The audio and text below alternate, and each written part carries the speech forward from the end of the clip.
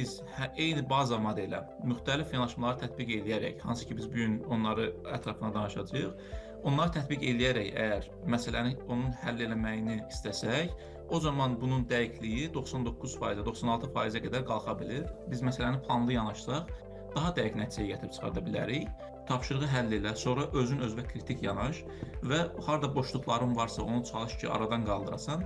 Bu zamanda tapşırıqlarda effektivliyin artdığı göstərilir.